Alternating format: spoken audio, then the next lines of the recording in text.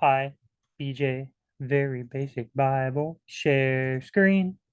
Do you want to shoot? 25% off. Oh, look, the Bible.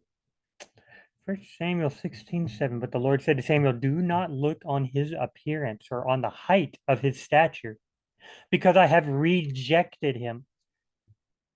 Saul, King Saul, was the Bible says, and earlier in First Samuel, it says, now Saul was a head and shoulders taller than the rest of the people.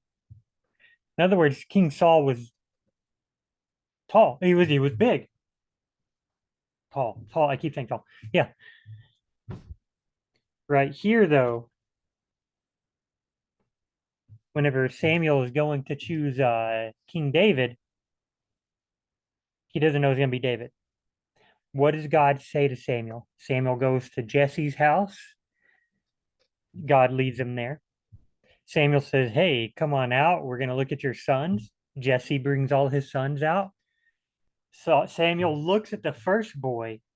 Surely this is the one the Lord has chosen. It might even say Samuel saw that he was big and like handsome or whatever.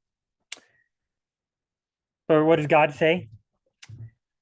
But the Lord said to Samuel, don't look at his on his appearance or on the height of his stature, because I have rejected him.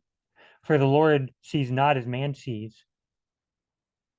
Man looks at the outward appearance, but the Lord looks on the heart.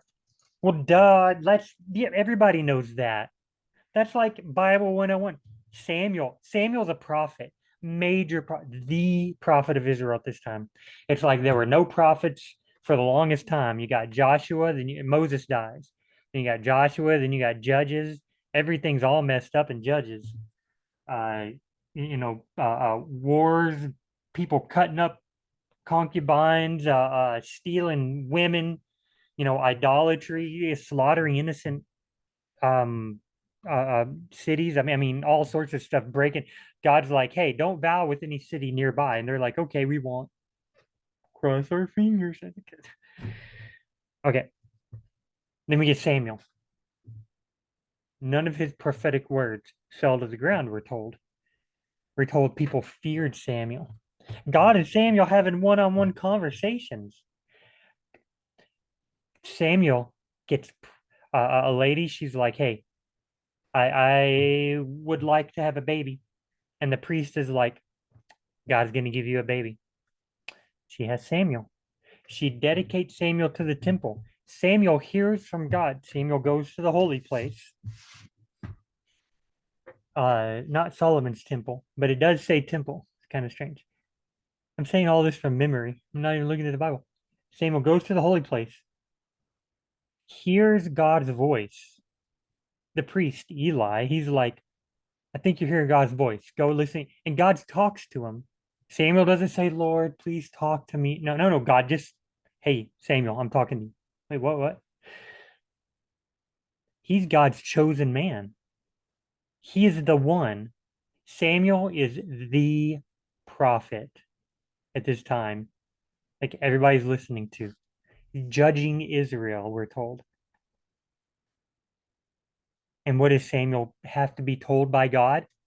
Don't look at, on his appearance or on the height of his stature. Wait, if Samuel's a prophet, shouldn't he know God has rejected him? Oh, well, I guess he does now. If he's really such a good prophet, why in the world is he like, we need a big, tough man to be king? Whereas we know that God doesn't care about that stuff. Do we? Uh, we think this like the Lord sees not as man sees. Man looks at the outward appearance, but the Lord looks at the heart. I bet Samuel was like, duh. I'm assuming that God wasn't necessarily chastising Samuel. I bet he was more like, duh. Well, I was going to talk about the book of First John, and I still will. But hey, this will be the shortest Bible topic ever. First Samuel 16:7. Okay, guys, I guess we'll see you in a moment in the next Very Basic Bible.